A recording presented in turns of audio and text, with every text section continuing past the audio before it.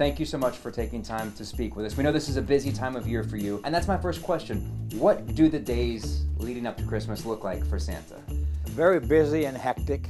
I'm out and about every day of the week, visiting with kids wherever I happen to be. Mrs. Claus arranges appointments for me, and I come and go as she tells me. But it's been very busy. It's been, even with the pandemic and everything, it's been a lot different. A lot of positions I go to, I'm wearing a mask, or the families are wearing a mask. But other than that, it's just another typical year for Santa. That kind of leads into my next question. Things have been especially hectic with the pandemic. Does it look any different for you and your workers in the workshop as far as the building of toys and prepping for the holiday season? Well, from a North Pole standpoint, it really doesn't. It really isn't any change as such. We're far enough away from the people that that's not a concern. What is happening is myself and the elves are not traveling throughout the year like we usually have, and so what that has done is leading up to this year, our elves have been so busy in the North Pole and in the workshops that we've got more toys than ever. So I'm telling the kids that they can expect an extra surprise or two under the tree for them this year because of what the elves have been up to. Ooh, I like the sound of that. Something I'm really curious about, we've seen a lot of sort of craziness over the past couple years as it pertains to people's take on the pandemic. What does the naughty and nice list look like this year? Has it skewed more than it has in years past? Well, I have to tell you, and of course telling you now, and it's going to be on TV, adults are going to find this out, parents. But I always tell the kids, because I have a lot of them that ask me, am I on the naughty or nice list? And it's really quite difficult for the kids to end up on the naughty list.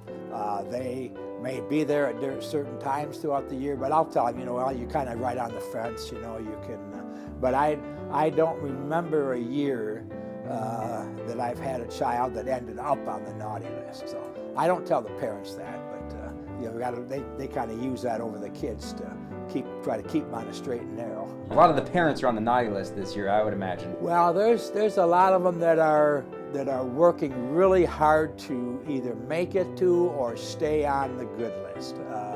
It's a little harder for them because, again, they're kind of locked in at home a lot. So a lot of time at home with the kids, and that can be stressful. And so yeah, they're having more of a struggle with it than the kids are. Something I've always been curious about, when we go to leave cookies and milk out for Santa on Christmas Eve, do you have a favorite type of cookie? That's a great question. I get asked that a lot. And my typical response is to the kids is, what is your favorite cookie? Because Santa's never met a cookie that he didn't like. So you make your favorite cookies and then leave out one or two for Santa, and then you and your family eat the rest.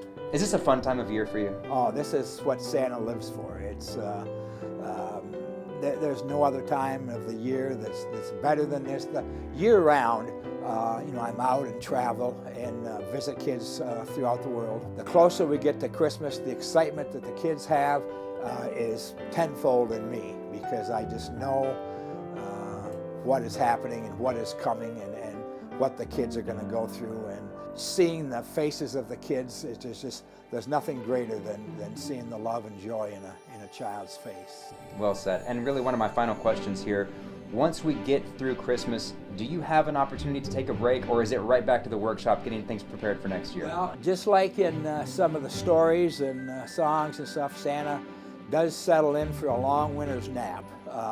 So we do get a good nap throughout the month of January. But the elves go right back to work pretty much. We give them a couple of weeks off, but we give them a week off between Christmas and New Year's, and again the first week of January. And then it's right back to work. We've got 869 elves, and they're busy year-round keeping track of the lists from the kids and making the toys for the kids around the world. And that list really hasn't changed a lot over the years either. What's the number one things the kids want. So number one toy throughout the world is Legos. It has been for years, and I do have a problem with that because when I'm not in the workshop with the elves, when they get done working or their lunch breaks, they love playing with the toys, and Legos is number one for them as well. And so there'll be times when I'll get to the workshop the next morning and the workshop is a mess with Legos and toys everywhere. They're just like kids, you know. They have a hard time picking up after themselves. So that's usually the first thing we do for the first hour is clean up the workshop and get it ready to go. But otherwise, it's right back to it. I would just like to wish the kids of West Michigan a very Merry Christmas, and just want them all to know that Santa is going to be taking care of them this year with a couple extra gifts under the tree, and just hope that everyone can have a great Christmas and a great New Year. Thank you so much for your time, and Merry Christmas to you as well. You bet.